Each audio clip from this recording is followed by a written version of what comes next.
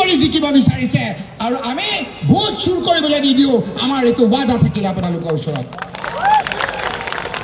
আমি কেৱল যিসকলৰ ভোটৰ গণ্ডগোল হৈছে আমাৰ ভোট কৰ্মীসকলে আমাৰ ভোট কমিটিৰ সদস্যসকলে আমাৰ বিএলএসকলে আমাৰ জিলা কংগ্ৰেছ আমাৰ যুৱ কংগ্ৰেছ NSY মহিলা কংগ্ৰেছ সেৱা দল এইকেইটা দিন সেইসকলৰ মানুহৰ ওচৰত যাওক যিদৰে অন্যায় কৰি তেওঁলোকক ভোট কৰ্তন কৰিব বিচাৰিছে আপোনালোকে DC আৰু আমাকো দেখুৱাই দিয়ক এটা এটা মানুহৰ কাৰণত আমি থাকিম আৰু সকলোৰে ভোট আমি আপোনালোকৰ দিয়াৰ ব্যৱস্থা কৰিম আমাৰ হেতু ৱাদা থাকিল ৰাইজ আপোনালোকৰ ওচৰত সেইকাৰণে ৰাইজ আজি আমি আপোনালোকৰ ওচৰলৈ আহিছোঁ হাজাৰ হাজাৰ মানুহ আজি হুজাইৰ পৰা আহিছে লামডিঙৰ পৰা আহিছে কাৰ্বি আংলঙৰ পৰাও আহিছে আজি আপোনালোকৰ ওচৰত আমি কৃতজ্ঞ জুবেৰ আনামক মই ধন্যবাদ দিছোঁ যেনেকৈ আমাৰ এতিয়া গৌৰৱ গগৈ ডাঙৰীয়া সভা কৰিলে উদয় ভানু মিতেন্দ্ৰ আৰু আমাৰ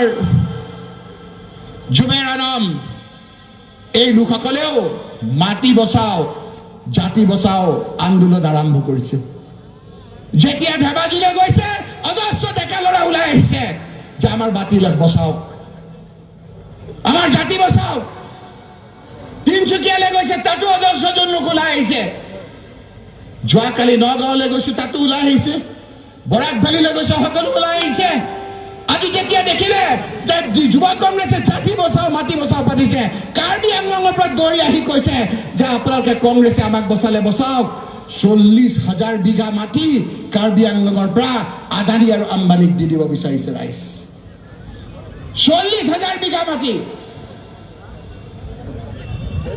কিমান বিঘা আমাৰ ইয়াত কিমান বিঘা বিঘাত কিমান দাম ইয়াত বিঘাৰ মাটিৰ দাম কিমান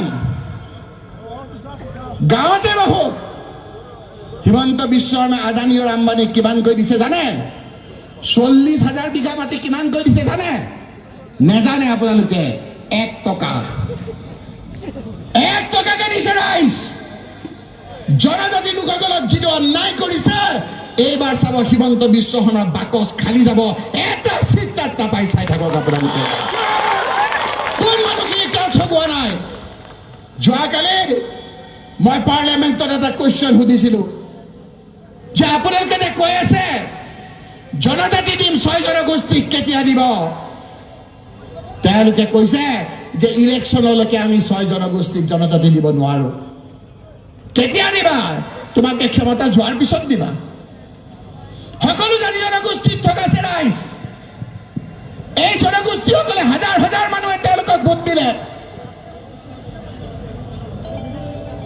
মৰাণ মটক মানুহখিনি কোচ ৰাজবংশী মানুহখিনি চুতীয়া সম্প্ৰদায়ৰ লোকৰ মানুহখিনি টি গাৰ্ডেনৰ মানুহখিনি আহোম সম্প্ৰদায়ৰ লোকৰ মানুহখিনি সকলো জনগোষ্ঠীৰ আজি মনটো বেয়া আজি আহোম জনগোষ্ঠীয়ে দেখিছে যে তেওঁলোকৰ আজি এই হিমন্ত বিশ্ব শৰ্মাৰ মন্ত্ৰীসভাত তেওঁলোকৰ কোনো ভাল প্ৰতিনিধিত্ব নাই আগতে মুখ্যমন্ত্ৰী আছিল তৰুণ গগৈ প্ৰণৱ গগৈ স্পীকাৰ আছিল বঙালী সম্প্ৰদায়ৰ মানুহ যেনেকৈ নাই আগতে টি গাৰ্ডেনৰ মানুহে কৈছে যে আগতে 17-18জন আমাৰ MLA আছিল হিমন্ত বিশ্ব শৰ্মা ডাঙৰীয়াই আজি আমাৰ 4টা-5টা কৰি পেলালে আজি আমাৰ ডেকা যিসকল শিক্ষিত চাহ জনজাতিৰ লোক আছে সেই লোকসকলক কৈছে যে আজি হিমন্ত বিশ্ব থাকিলে আমি ৰাজনৈতিকভাৱে একেবাৰে নিশেষ হৈ যাম কোচ ৰাজবংশী লোকসকল আমাৰ দিনত অৰ্ডিনেন্স কৰি আমি জনজাতি দিছিলো সেইসকল জনজাতিৰ কোটাত MLA হৈছিল ডক্টৰ ইঞ্জিনিয়াৰ হৈছিল আজি সেই লোকসকলে ৰাজপথত নামি যেতিয়া ক'লে যে জনজাতি কৰিব লাগে হিমন্ত বিশ্ব শৰ্মাই পুলিচ লগাই গুৰুলকে মাৰিলে ৰাইজ সেইকাৰণে মই আজি এই অঞ্চলত হুজাই লামডিং বিৰাকান্দি এই 3টা সমষ্টিত অনুৰোধ কৰিবলৈ আহিছোঁ যে আপোনালোকৰ যিখন জিলা বুলি কৈছে সেই জিলাখন কোনে দিছে আগতেতো জিলাত আছিল নগাঁৱৰ জিলাৰ লগত আছিল এই জিলাখন দিছে তৰুণ গগৈ ডাঙৰীয়াই মনত ৰাখিব ৰাইজ তৰুণ গগৈ ডাঙৰীয়াই দিছে আজি তৰুণ গগৈ ডাঙৰীয়াই কিমান আঁচনি দিছিল মহিলাসকলক মা বনি মাছজনী আঁচনি ঘৰত বহি থকা মহিলাগৰাকী, বিয়া নোহোৱা মহিলাগৰাকীক 10,000 টকা।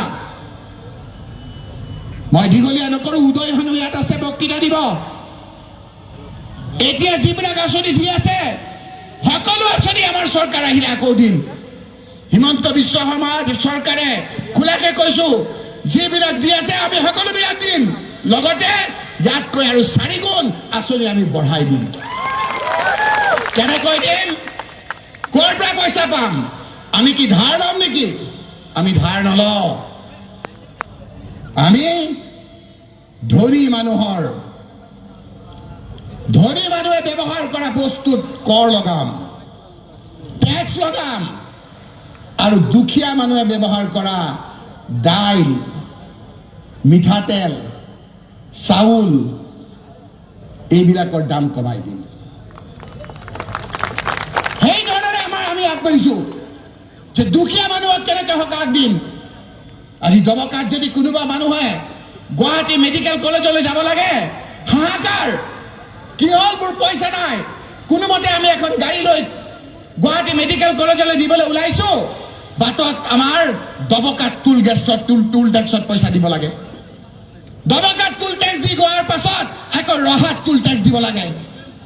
আকৌ ৰহাত টুল টেক্স দিয়াৰ পাছত আকৌ আমি সোণাপুৰত টুল টেক্স দিব লাগে নে নালাগে? ৰাইজ, দুখীয়া মানুহ বেমাৰীজনক লৈ যাওঁতেও টেক্স দিব লাগে। কথাবিলাক চিন্তা কৰিব। এই টেক্সৰ পইচাবিলাক ক'ত যায়? এই যে আপোনালোকৰ দালি বেছি দাম, গাড়ী চলালে টেক্স, হেলমেট নিপিন্ধালে 1000 টকা ফাইন, কলৈ যায়? যেতিয়াই টেক্স পায়, পইচা পায়, ওপৰত হেলিকপ্টাৰ দেখিব। হিমন্ত বিশ্ব শৰ্মাই হেলিকপ্টাৰে উৰি ঘূৰি একদিনত 10 লাখ টকাকে খৰচ কৰে। দুখীয়া মানুহৰ মূৰৰ গাম মাটিত পেলাই যিবিলাক কৰ দিয়ে, সেই কৰেৰে হিমন্ত বিশ্ব শৰ্মাই বিলাসিতা কৰি ঘূৰি ফুৰিছে। এতিয়া আকৌ মুখ্যমন্ত্ৰী হিচাপে তেওঁৰ 4টা ঘৰ, নতুনকে এটা ঘৰ বনাইছে 9 কোটি টকা। কোনো দৰকাৰ নাই। মই ৰকিবুল হুছেইনে মোৰ কংগ্ৰেছ দলক মই অনুৰোধ কৰিম, আমাৰ চৰকাৰ আহিলে সেই 9 কোটিৰ মুখ্যমন্ত্ৰী যিটো ঘৰ বনাইছে, সেইটো ট্ৰাইবেল লোকসকলক কৰিবৰ কাৰণে, জনজাতি ভৱন কৰি দিবৰ কাৰণে মই অনুৰোধ কৰিম। ৰাইজ, আমি মাটিত থাকি কাম কৰিম। এই সময়খিনিত আমি ঐক্যবদ্ধ হৈ থকাৰ সময়, এই সময়খিনিত মিলাপ্ৰীতিৰে থকা সময়, এই সময়খিনিত কোনো উচতনিত আমি কাম কৰিব নালাগে। উগ্ৰ মিঠা, উগ্ৰ তিতা, 2টা বৰ বিষ। যেনেকে হিমন্ত বিশ্ব শৰ্মা উগ্ৰ মিঠা, বদৰুদ্দিন ৰাজবল ডাঙৰীয়া উগ্ৰ তিতা। কিমান ভোটত হাৰিলে এইবাৰ বদৰুদ্দিন ৰাজবল ডাঙৰীয়া জানেনে? কিমান ভোটত? 10 লাখ কিমান হাজাৰ? 10 লাখ। অসমত নহয়, ভাৰতবৰ্ষত নহয়, পৃথিৱীত ৰেকৰ্ড। ইমান ৰেকৰ্ডত কোনো হাৰা নাই আজিলৈকে।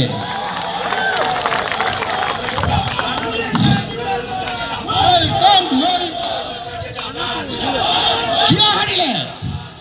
প্ৰশ্ন আহিছে। ইলেকশ্যন খেলিছে, হাৰিছে, কিয় হাৰিছে ইমান?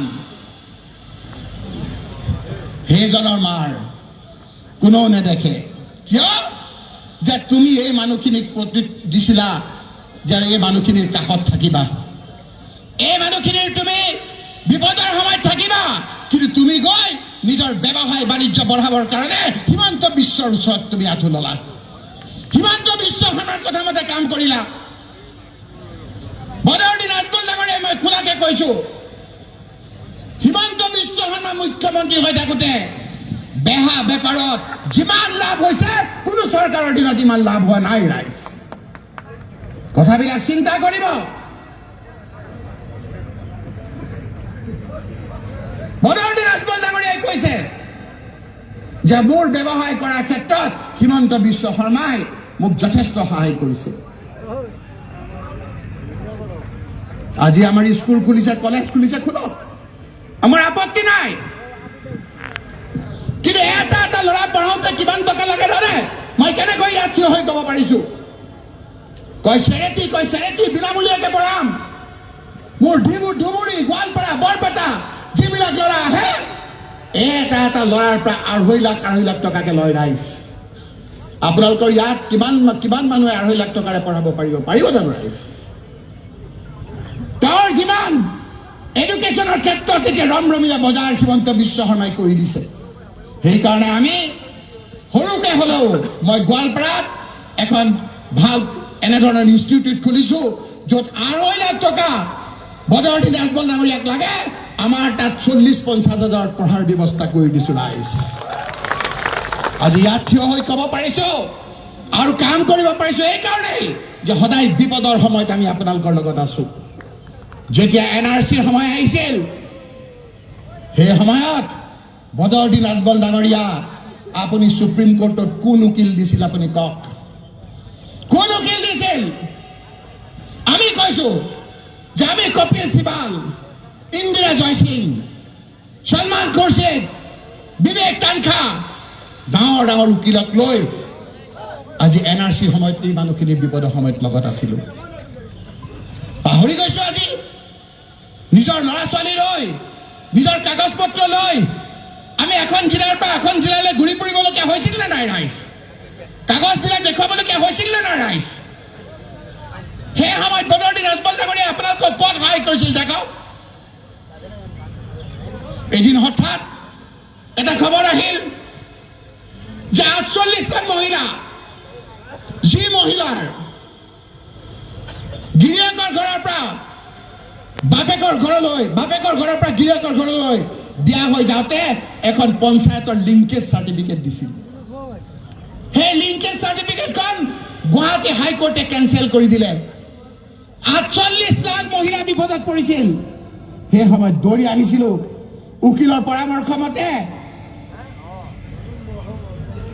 ৰছিদ আলম MLAক লগ ধৰি, আজিও আছে বেলিথা মাৰাক বুলি এগৰাকী গাৰো সম্প্ৰদায় মহিলা, ৰঞ্জিত দাস বুলি এগৰাকী বঙালী সম্প্ৰদায় লোক, ভানুঞ্জয় ৰাভা বুলি এজন ৰাভা সম্প্ৰদায়ৰ লোক, এই লোকক লগত লৈ আমি সুপ্ৰিম কোৰ্টলৈ গ'লো। কপিল সিবাল, ইন্দিৰা জয়সিঙে বিভিন্ন ধৰণেৰে কেছ কৰাৰ পাছত এদিন আমি উশাহ পালো যে যিখন লিংকেজ চাৰ্টিফিকেট মহিলাসকলক কেঞ্চেল কৰাৰ কাৰণে 48 লাখ মহিলাৰ ভোটাধিকাৰ, তেওঁলোকৰ চিটিজেনশ্বিপ সন্দেহ হৈ গৈছিল। আমাৰ সেই কথাত, আমাৰ সেই চেষ্টাত সেই যিখন লিংকেজ চাৰ্টিফিকেটখন পুনৰ বাহালৰ নিৰ্দেশ আমি সুপ্ৰিম কোৰ্টৰ পৰা লৈ আহিছিলোঁ ৰাইজ। এনেই আমাক 10 লাখ ভোটত জিকোৱা নাই। সেই সময়ত বদৰুদ্দিন আজমল ডাঙৰীয়া আপুনি ক'ত আছিল? আপুনি ক'ত আছিল কওক? কি সহায় কৰিছিল? কোন উকিল ধৰিছিল? কি আৰ্গুমেণ্ট দিছিল? জমিয়ত উলামায়ে হিন্দৰ মাদানী চাহাবৰ সভাপতি মুস্তাক আনফৰ আৰু সেই সময়ত আমছুৱে আমাৰ লগত আছিল। তেওঁলোকে সহায় কৰিছিল, লগত আমি আছিলোঁ। বিপদৰ সময়ত আমি সদায় থাকোঁ ৰাইজ। সকলো জাতি জনগোষ্ঠীৰ লগত আমি আছো। আজিও আমি কৈছোঁ যে বিজেপিয়ে জনজাতি নিদিয়ে, আমি জনজাতি দিম সেই লোকসকলক। জুবিন গাৰ্গক হত্যা কৰিলে। আজি জুবিন গাৰ্গৰ হত্যাৰ পাছত তেওঁৰ সমাধিস্থলীত যিসকলে গৈছে সেই লোকসকলকো বাধা। কি কৈছিল জুবিন গাৰ্গে? জুবিন গাৰ্গে কৈছে যে ময়ে কৈছিলোঁ বিজেপিক ভোট দিবলৈ, এইবাৰ মই কৈছোঁ বিজেপিক ভোট নিদিব। সেইটোৱে তেওঁৰ কাল হ'ল। বিভিন্ন ষড়যন্ত্ৰ কৰি তেওঁক হত্যা কৰিলে। মই কোৱা নাই, আমি দেখুৱাই দিম আপোনালোকক কেনেকৈ জুবিন গাৰ্গে আপোনালোকক কাকতি মিনতি কৰিছিল।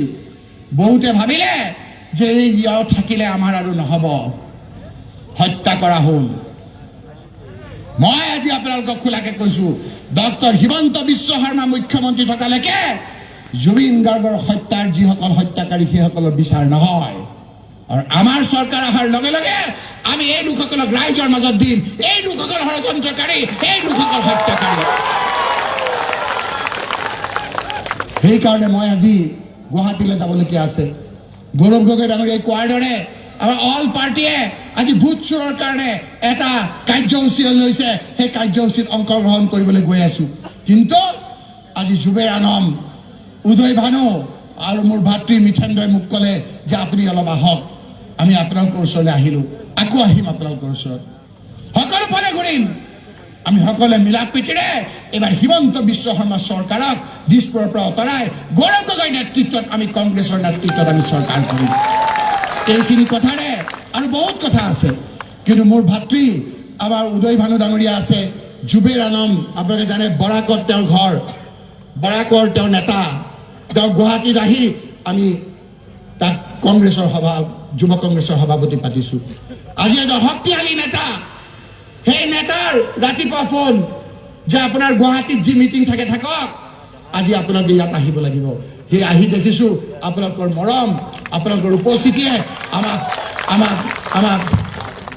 আপ্লুত কৰিছে সকলোকে আমি কৈছোঁ যে আমি খুশিৰ সময়ত আনন্দৰ সময়ত আপোনালোকৰ ওচৰত নাথাকিলেও বিপদৰ সময়ত এই ৰকিবুল হুছেইনক কংগ্ৰেছক আপোনালোকে গৌৰৱ গগৈ সদায় পাব ৰাইজ আপোনালোকে ধন্যবাদ জয় অসম জয় হিন্দ